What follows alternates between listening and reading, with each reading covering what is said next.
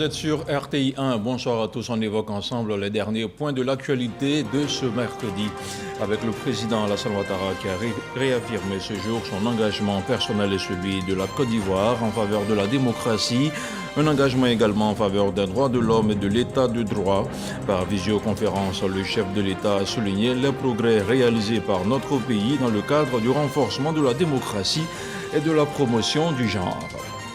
Il est en Chine depuis mardi où il conduit une délégation qui prend part au forum Boao pour l'Asie, une rencontre qui réunit plusieurs dirigeants politiques et des acteurs privés. Le Premier ministre Patrick Ashi a été reçu en audience ce mercredi par son homologue chinois. Ensemble, ils ont évoqué des questions bilatérales et multilatérales. Et puis le ministre de l'Équipement et de l'Entretien routier a visité ces dernières heures plusieurs structures sous tutelle de son département. Amédée Kofi Kwaku leur a exprimé sa satisfaction face au bon rendement. Il a surtout annoncé l'apurement total de 290 milliards de dettes dues aux entrepreneurs du secteur routier. Voilà pour les titres et on ouvre ce journal avec les activités du chef de l'État. Le président Alassane Ouattara a pris part ce mercredi par visioconférence au sommet sur la démocratie. La rencontre organisée par les États-Unis d'Amérique avait pour thème la démocratie et le partage de la prospérité. Une rencontre de haut niveau au cours de laquelle le président Alassane Ouattara a présenté les acquis démocratiques réalisés par notre pays depuis 2011. Les précisions d'Awa Touré. Par visioconférence, les chefs d'État et de gouvernement interviennent à tour de rôle sur les notions de démocratie et de prospérité partagée. Thème de ce deuxième sommet sur la démocratie, co-organisé par les États-Unis d'Amérique, le Costa Rica, les Pays-Bas, la Corée du Sud et la Zambie. Chaque dirigeant explique les progrès réalisés dans son pays en vue de consolider la démocratie et l'état de droit. Les avancées évoquées concernent notamment l'organisation des élections, la liberté d'expression, les libertés individuelles et les droits de l'homme. Nous faisons tous le choix d'être les dirigeants dont notre monde a besoin, de rendre nos démocraties plus fortes pour que le flambeau de la liberté reste allumé pour nous-mêmes et pour les générations à venir. Nous devons continuer à avancer et nous le ferons. Nous maintiendrons ce forum en tant que moteur de progrès et en tant que point d'ancrage pour notre engagement mutuel. Au rang des chefs d'État intervenants, le président de la République de Côte d'Ivoire, Alassane Ouattara. Il a présenté l'état de la démocratie en Côte d'Ivoire depuis la fin de la crise post-électorale jusqu'à ce jour. Le chef de l'État n'a pas manqué de souligner les efforts accomplis par son pays ces dernières années dans le cadre du renforcement de la démocratie et de la promotion du genre. Mon engagement personnel et celui de mon pays en faveur de la démocratie, des droits de l'homme et de l'état de droit sont sans équivoque et se manifestent par nos prises de position sans ambiguïté dans les instances internationales et lors des votes aux Nations Unies notamment. Elles se traduisent également en Côte d'Ivoire par d'importantes réformes, comme l'attestent nos progrès en matière de contrôle de la corruption, des droits politiques et des opportunités d'emploi dans le cadre du programme Millennium Challenge Corporation, le MCC, et à cet égard, la Côte d'Ivoire œuvre à promouvoir la liberté et l'indépendance de la presse et des médias. Plusieurs textes de loi ont aussi été adoptés pour protéger les journalistes dans l'exercice de leurs fonctions. En matière de lutte contre la corruption, la Côte d'Ivoire a institué un ministère en charge de la promotion de la bonne gouvernance et de la lutte contre la corruption qui nous a permis d'améliorer nos indicateurs en matière de promotion de la bonne gouvernance, notamment ceux du MCC et de Transparency International. En matière de renforcement de la démocratie et de la promotion du genre, la Côte d'Ivoire a réalisé sous mon leadership la première élection législative inclusive depuis plus de 20 ans, qui a abouti à la mise en place d'une Assemblée nationale où tous les partis politiques significatifs sont représentés. Par ailleurs, une loi a été prise pour favoriser la représentation des femmes dans les assemblées élues à 30% au moins. C'est en 2021 que s'est tenue la première édition du sommet sur la démocratie. Les pays participants avaient alors pris près de 750 engagements visant à renforcer et à sauvegarder la démocratie au niveau national et à l'étranger. Ces engagements portaient sur des sujets tels que la technologie, la liberté des médias, la lutte contre la désinformation, l'engagement des jeunes et la transparence, l'intégrité financière ainsi que l'égalité entre les genres.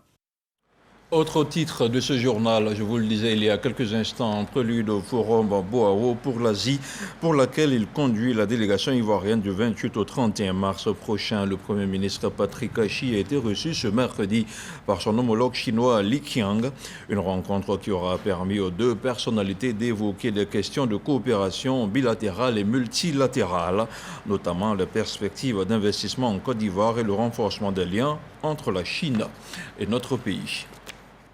La Côte d'Ivoire participe donc au forum Boao pour l'Asie. Comme vous venez de le voir, la délégation ivoirienne est conduite par le Premier ministre Patrick Achi. Le chef du gouvernement y prononcera une allocution demain jeudi, une intervention particulièrement attendue par les dirigeants asiatiques et internationaux. On retrouve dans la province insulaire de Hainan notre envoyé spécial, Jean-Luc Bangbo. C'est sous l'impact des progrès de la mondialisation économique, du développement des grands ensembles régionaux et notamment la crise financière de 1998 que les pays asiatiques ont émis l'idée de la création de ce forum. Un forum similaire au Forum économique mondial qui fonde sa réunion annuelle à Davos en Suisse. Le Forum asiatique, lui, organise ses conférences à Boao, dans la province de Hainan en Chine, et ce depuis 2001.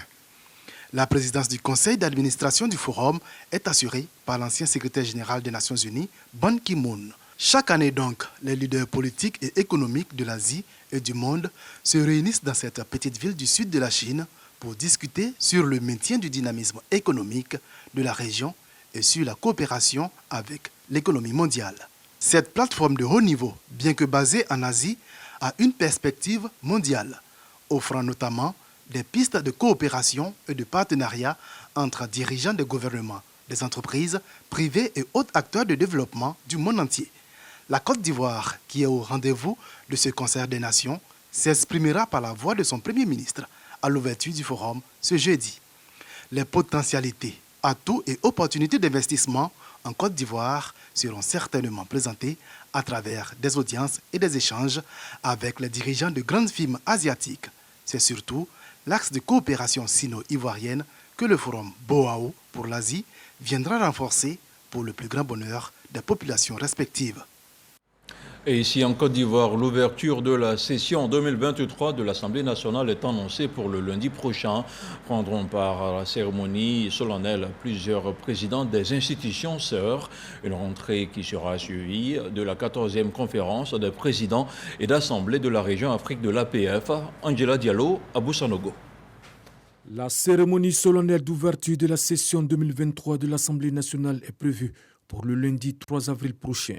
Pour marquer l'événement, 19 présidents du Parlement sont attendus. À l'occasion de cette session ordinaire, nous avons comme invité d'honneur la présidente de l'Assemblée nationale de France, la présidente de l'Assemblée nationale de l'Afrique du Sud, le président de l'Assemblée nationale du Maroc, le président de l'Assemblée nationale du Sénégal. L'Assemblée nationale va également abriter la 14e conférence des présidents d'assemblée parlementaire de la francophonie le lundi 3 et le mardi 4 avril prochain. Une rencontre internationale parlementaire pour débattre des sujets relatifs à la sécurité et à l'environnement dans l'espace francophone. L'Assemblée parlementaire de la francophonie est un organe consultatif de l'OIF. Les problématiques qui tiennent à cœur l'espace francophone seront analysées et vont induire certaines prises de décision ou certaines orientations adressées à l'Organisation internationale de la francophonie. À ce rendez-vous de la communauté parlementaire francophone à Abidjan, le président de l'Assemblée nationale, Adama Bictogo, recevra une distinction en qualité d'ancien président de l'Assemblée parlementaire de la francophonie. C'était l'une des recommandations phares des États généraux de l'éducation nationale. Le programme dénommé La dictée du jour vient d'être lancé officiellement par la ministre Mariatou Koné.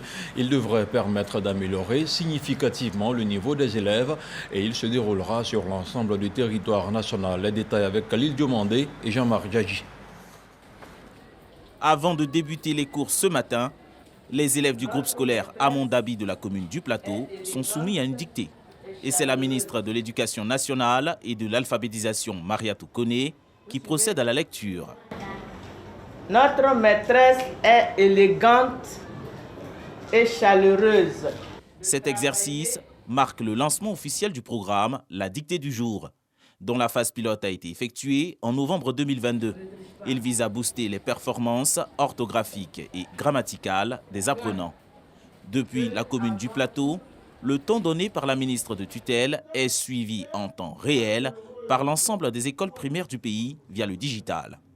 La dictée est même délivrée en langage de signes dans les établissements pour malentendants. Ceci répond au souci de l'équité dans l'accès à la formation, l'équité dans l'accès à l'éducation. Il ne faudrait pas que des enfants d'un pan de notre territoire soient lésés par rapport à d'autres. Nous avons vu avec les résultats du PASEC 2019, que malheureusement la Côte d'Ivoire était à la traîne en matière de lecture, d'écriture. Et c'est ce qui explique que nous avons fait revenir la dictée. Aujourd'hui donc, c'est vraiment un exploit et on réitère vraiment nos félicitations au ministère de l'Éducation nationale et de l'alphabétisation pour avoir réussi cette prouesse. C'est le seul exemple que nous, UNICEF en tout cas, on connaît, le seul exemple au monde qu'on connaisse, qui donc fournit à tous les élèves en même temps le même texte. Le déploiement de la dictée du jour est l'une des recommandations des États généraux de l'éducation nationale. Selon les données de la phase pilote, la dictée du jour aura permis de réduire les fautes d'orthographe commises par les élèves de 61% à 50%. Quant aux erreurs relatives à la maîtrise de l'alphabet, elles sont passées de 84% à 65%. Des statistiques qui augurent de belles perspectives. La dictée du jour sera faite une fois chaque 2 semaines. Et 16 collèges modernes, dont 2 entièrement achevés, ouvriront leurs portes dans la région de Boclès. C'est un don du Conseil régional au ministère de l'Éducation nationale. Le Conseil régional prévoit également d'autres infrastructures dans les domaines de la santé, de l'eau et de l'électricité. Dans le Bas-Sassandra, on retrouve le point des réalisations avec Sam Conan. Dans 6 mois vont être construits sur ce site, dans le village de Kourmoudou, un collège moderne à base 2 et un centre de santé composé de dispensaires et de maternité. La cérémonie de pose des premières pierres de ces 2 infrastructures s'est transformée en fête populaire. Nos enfants fréquentent à Divo, à Fresco, à Sassandra, on loue maison. Nos enfants, quand ils vont comme ça, ils tombent enceintes et puis ils se retournent encore. Le conseil régional veut construire un collège ici. Ça nous plaît. Ça a fait que nos enfants ils vont rester sur place. Dans le village des Isoko, sur l'axe Fresco-Sassandra, un autre collège verra le jour avec la pose de la première pierre qui a eu lieu également. Pour l'année 2022-2023, nous avons pu ouvrir 2 collèges. Au niveau des établissements primaires, nous avons réhabilité plus de 10 écoles. Nous avons commencé la construction d'écoles primaires. Par exemple, l'école primaire de Kokolo. Au niveau de la santé, nous avons essayé d'équiper tous les centres de santé que le premier président du conseil régional a mis en place. Voyez-vous, nous sommes dans le droit fil conducteur de la politique de développement du président Ouattara. Grâce à qui, aujourd'hui, la région du Boclès a décollé et vraiment marche vers un développement harmonieux. Le président du conseil régional fait un travail remarquable. Mais d'ici l'année prochaine, c'est près de 16 collèges qu'il va ouvrir. Et puis, des châteaux d'eau qui va équiper tous les centres de santé à châteaux d'eau. Mais c'est incommensurable. Ce collège du village de Kourmoudou, situé dans le département de Fresco, une fois achevé, sera baptisé Collège moderne Philippe Legris. Tous ces 16 collèges seront mis à la disposition du ministère de l'Éducation nationale dès la rentrée prochaine. Autre titre de ce journal, les 290 milliards de dettes dues aux entrepreneurs du secteur routier seront totalement apurés. C'est le ministre de l'Équipement et de l'Entretien routier qui l'a annoncé. C'était au cours d'une visite à ces structures sous tutelle. Amédée Kofi Koko a également appelé les dirigeants sociaux à mettre davantage de rigueur dans l'exécution des travaux. L'ancien Bakayoko. Première étape de cette visite de travail, l'agence de gestion des routes AGEROUTE. Ici, la question des dettes dues aux entreprises qui ont réalisé des travaux routiers au bénéfice de l'État a pendant longtemps provoqué un froid avec ses adjudicataires des marchés. Mais grâce à la détermination du gouvernement, tous les comptes sont désormais soldés. À fin 2022, il y avait une dette dans le secteur d'à peu près 290 milliards qu'on devait aux entreprises. Et grâce au président de la République, les 290 milliards ont été entièrement payés aux entreprises. Aujourd'hui, dans le secteur de l'entretien routier, normalement, on doit 0 francs aux entreprises. Je pense que c'est un honneur que nous a fait le président. Et donc, il faudrait que nous travaillions pour ne plus retomber dans ça. Donc, il ne faut pas qu'on commence à engager des travaux tant qu'on n'est pas sûr qu'on a une couverture budgétaire. Donc j'ai rappelé cela aux différents directeurs généraux, parce que c'est extrêmement important. Des efforts importants qui donnent droit au gouvernement d'exiger de ses ingénieurs davantage de transparence et une garantie de bonne gouvernance, notamment en matière de contrôle de la qualité des travaux. Amédée Kwaku Kofi a évoqué le civisme et la responsabilité des techniciens, appelés à s'approprier les grands chantiers d'infrastructure initié par le président Alassane Ouattara. Deuxième étape de la visite ministérielle, le fonds d'entretien routier FER. Une entreprise dont le gouvernement attend beaucoup. Vous avez donc une mission extrêmement importante, c'est de financer tous les travaux qui sont faits, de mobiliser les ressources, non seulement à travers les péages, à travers les redevances qui vous sont reversées, mais tout ça, vous devez en faire donc un bon usage. Amédée Kwaku en a profité pour magnifier la jeunesse du top management de toutes ces structures visitées et même de plusieurs membres du cabinet. On parle maintenant de développement. Nyokoso, chef-lieu de sous-préfecture dans la région du Bafing, vient d'être raccordé au réseau électrique national. La localité dispose aussi dorénavant d'un château d'eau et les populations de démontrer leur reconnaissance au chef de l'État, le président Alassane Ouattara. Une cérémonie présidée par le ministre du Budget et du portefeuille de l'État. Le compte-rendu d'Avboué. L'électricité attendue à Nyokoso depuis plusieurs décennies est en fait une réalité. J'ai commencé ma classe de CP1 ici à Nyokoso. En ce moment, il n'y avait pas d'électricité. Et vous voyez mon âge aujourd'hui, près de la quarantaine. Nous attendons l'électricité là. Et les conditions de vie sont de plus en plus améliorées. Quand il y a eu le courant, mon grand frère a payé un ventilateur d'abord pour moi au village ici. C'était du jamais vu. En plus de la lumière, Nyokoso dispose aussi d'un château d'eau. Tout ce bonheur mérite bien des réjouissances et la reconnaissance à l'endroit du président Alassane Ouattara et son gouvernement qui se battent au quotidien pour le bien-être des populations. Merci d'abord au président de la République, merci au ministre Vagondo et merci également au ministre Sanogo Mamadou et au ministre Sanogo Moussa pour tout ce qu'ils font pour notre village.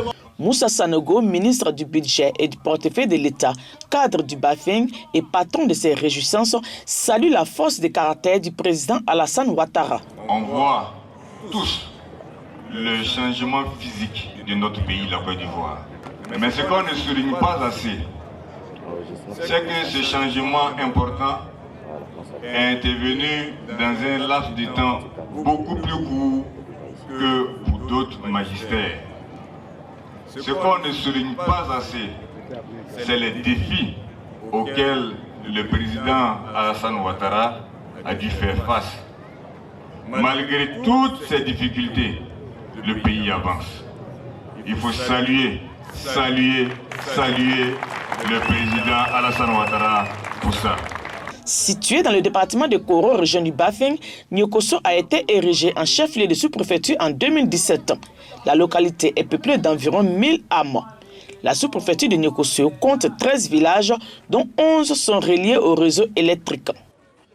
On reste à l'intérieur du pays où une ONG de bienfaisance de la localité de Dabakala se montre solidaire à l'égard des populations. Elle vient d'offrir des dons de matériel biomédical, des vivres et non-vivres aux personnes vulnérables. La remise a eu lieu en présence des autorités locales de Dabakala. Le reportage de Charles Tatou. La COPEDA, une ONG de bienfaisance, met à profit son partenariat avec les ONG plus fortes. En collaboration donc avec l'ONG française Un Soleil de la ville de Orléans. La COPEDA vole au secours des personnes vulnérables de la commune de Dabakala, du matériel biomédical, des vivres et non-vivres. La remise de ces dons, une fête qui a réuni donateurs, autorités locales et responsables des structures bénéficiaires, notamment Hôpital Général de Dabakala, Centre social et cantine scolaire. Du point de vue partenariat finance, on peut dire que Soleil est un peu nanti que la COPEDA, du fait qu'elle est une association internationale avec ses partenaires autres européens. La cible, c'est la cible la plus vulnérable, les démunis, les sans-abri, les orphelins et puis les handicapés. Nous retenons que ceux qui devaient recevoir les dons ont été servis. Mais nous retenons surtout que nous avons fait œuvre utile. Le message que je vais lancer, c'est le message qui se poursuit, que le chef de l'État nous dit. Et il faut être très proche de cette population-là. Nous avons voulu par cet élément-là être très proche de la population. Le représentant du préfet du département de Dabakala, lui, a salué l'action des donateurs, invitant les cadres et les bonnes volontés à suivre le geste de l'ONG La COPEDA. Et cette lucarne sur la cohésion sociale à la célébration de la Journée nationale de la paix a été commémorée à Bouaké. En tournée dans la région de Bouaké, le ministre Kouadio Konan-Bertin a rencontré la population. Il a surtout recueilli leur contribution pour une paix durable en Côte d'Ivoire. La correspondance de Charles Tatou. La Côte d'Ivoire consacre le 15 novembre de chaque année à la célébration de la Journée nationale dédiée à la paix. Cela depuis 25 ans. La 26e édition de cette célébration va connaître des innovations. Et c'est la ville de Bouaké choisie qui abritera les cérémonies officielles. Pour l'implication de toutes les forces vives et le succès de cette célébration, le ministre de la Réconciliation nationale en campagne d'information et de sensibilisation dans la région de Bouaké. Kouadio Konan-Bertin a entamé sa série de rencontres avec les populations dans le village de Kouassi-Blékro, chef-lieu du canton Gossan. Je suis venu commencer par là où il faut commencer. Vous avez vu ici toutes les têtes couronnées, d'abord de Bouaké, pour leur soumettre le projet et attendre de leurs réflexions et leurs propositions. Si en définitive nous sommes tous d'accord qu'il faut tenir donc cette journée-là le 15 novembre à Bouaké, quel contenu il faut lui donner. C'est ensemble avec les populations de Bouaké que nous allons concevoir ce projet-là. Après les garants de la tradition, le ministre Kakabé, accompagné de son collègue des Transports, Amadou Koné, a échangé avec les jeunes de Bouaké. Nous sommes venus confier ce projet à la communauté musulmane, mais beaucoup plus à l'imam central. Lui demander de continuer de faire des prières pour le chef de l'État, de prier également pour que ce projet se réalise dans de bonnes conditions. On va s'organiser donc pour contribuer, réussir la cérémonie, renforcer la cohésion ici, mais également montrer ce que le président a pu faire dans une région que les gens fuyaient, mais qui est devenue aujourd'hui, Bouaké a repris sa place de deuxième ville. Le ministre de la Réconciliation nationale n'a pas épargné le Forum des confessions religieuses et les responsables de la communauté musulmane à ces rencontres d'information et de sensibilisation. La tournée d'information et de sensibilisation du ministre Kakabé se poursuit dans le département de Sakassou. Nana Koye Kwadio, le chef de la communauté baoulé de Saint-Fra, vient d'être installé. Il a été établi en présence des ministres Amédée Kofi Kwaku et Epiphane Zoro. Ces derniers ont profité de l'occasion pour renforcer la communication autour de la paix et de la cohésion sociale pour le développement de la localité. Jean-Marc Yadji. C'est la fête à la place Ado de Douafla dans la ville de Saint-Fra. La cause, Nana Koye Kwadio est le nouveau chef central de la communauté baoulé de la localité. Il succède ainsi à Feu le Koukwakou. Il est installé en présence de toutes les autorités politiques et administratives de Saint-Fra et de la région de la Maraoué. Les ministres Amédée Kofi Kwaku et Epiphane Zoro Balo, respectivement parrain et président de la cérémonie, ont saisi l'opportunité pour promouvoir la cohésion sociale entre les communautés de la région. Nous ne sommes pas là pour parler d'ethnie. Nous ne sommes pas là pour parler de communauté. Nous sommes là pour travailler, pour vivre ensemble. C'est Baoulé, Gouro, Malinké, toutes les ethnies confondues, Yoré, Ayaou. C'est ensemble que nous pouvons faire ce développement. Je voudrais témoigner toute ma reconnaissance au peuple Gouro de Saint-Fra. Mais au-delà du peuple Gouro de Saint-Fra, tout le peuple Gouro de la Maraoué, qui ont accepté leur frère Baoulé, leur frère Senoufo, leurs frères de la CEDEAO, et aujourd'hui qui vivent dans une parfaite harmonie, dans une parfaite symbiose. C'est ça la vision du président Faure-Boigny, et c'est ce que continue aujourd'hui le président Alassane Ouattara.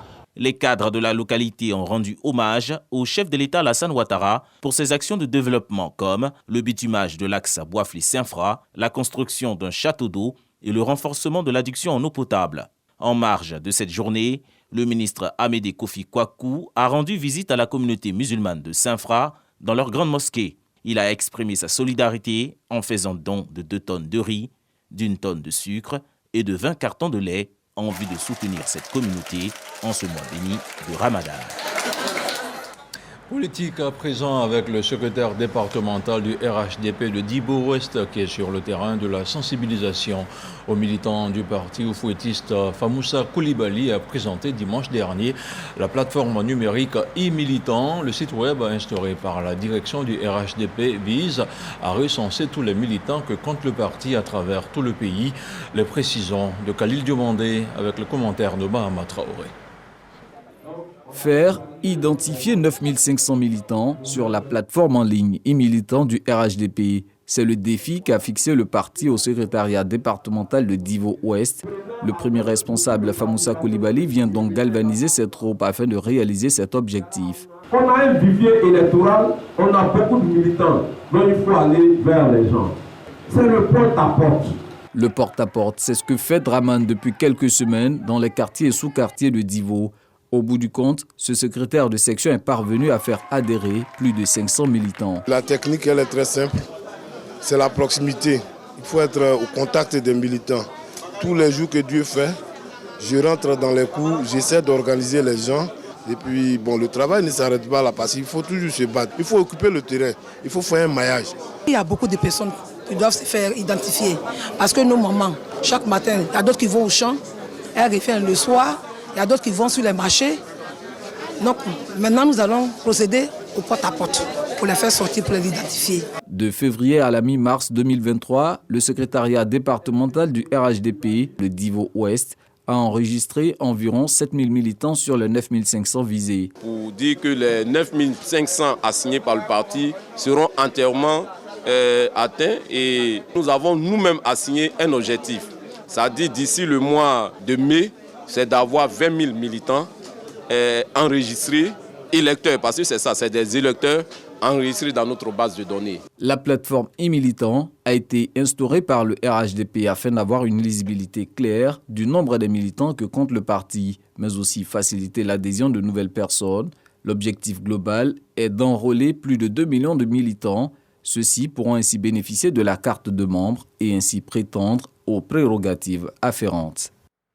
Et on termine cette édition d'information sur une note d'humour avec l'équipe de production de Bonjour 2023 qui continue de parcourir le pays. À la place Gbebani de Daloa, elle a récemment marqué une halte. En dehors du show des humoristes, le ministre Mamadou Touré a invité la population à la tolérance et à la solidarité. Un reportage d'Emma Dongui, connaît pas Rassogo. Et de 3 pour la ville de Daloa. Humoristes et équipes de production de l'émission Bonjour de la RTI y ont déposé leurs valises. Et c'est la place Bembani du quartier marin qui a servi de cadre pour ce grand rendez-vous du rire et d'humour. Sur le podium, les humoristes ont donné le meilleur d'eux pour offrir au public un spectacle féerique et attrayant. Comment on appelle le premier président de la Côte d'Ivoire? Alassane. Bravo. Nana Sefi Sissé-Boigny. Monsieur Fosseni Dambélé, le directeur général de la RTI, veut saluer la jeunesse de Côte d'Ivoire à travers celle de Daloa. Il demande de saisir toutes les opportunités liées à cette année qui vous est dédiée par le chef de l'État.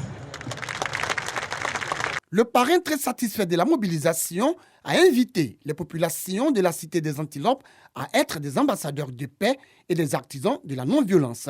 Il s'est réjoui de la cohésion entre les différentes communautés à Daloa. Merci pour la joie que vous apportez aux populations de Daloa depuis 3 ans. On a pris l'engagement d'être avec vous chaque année. Et ces moments de bonheur qu'on a connus les 2 précédentes années, et je veux que vous avez choisi la crème, vous avez choisi les meilleurs pour égayer la population de Daloa. Donc c'est aussi, après la fête de fin d'année, c'est vraiment le meilleur cadeau qu'on pouvait offrir donc à cette population, à cette jeunesse pleine d'enthousiasme. Le public, lui, a apprécié le spectacle et souhaite le retour de Bonjour l'année prochaine. Ils sont très excellents. Si tu es d'accord, et je les donne des points pour ça. Le spectacle se déroule bien. J'ai oublié les soucis. Je suis heureuse. Merci à la RTI de nous avoir permis de nous divertir pendant ce beau moment en nous faisant parvenir le Bonjour 2023. En tout cas, merci au ministre. Ce soir, nous tenons à dire grand merci au ministre de la Jeunesse, Mamadou Touré, pour l'occasion qu'il donne à toute la population de Daloa de vivre vraiment ces instants-là. Le message des populations reçu 5 sur 5 par le ministre Mamadou Touré qui les assure de la présence de Bonjour en 2024 à Daloa. Et c'est terminé pour ce soir. À retrouver demain matin Régis Kofi pour l'édition du 6h30. Bonne nuit sur RTI A.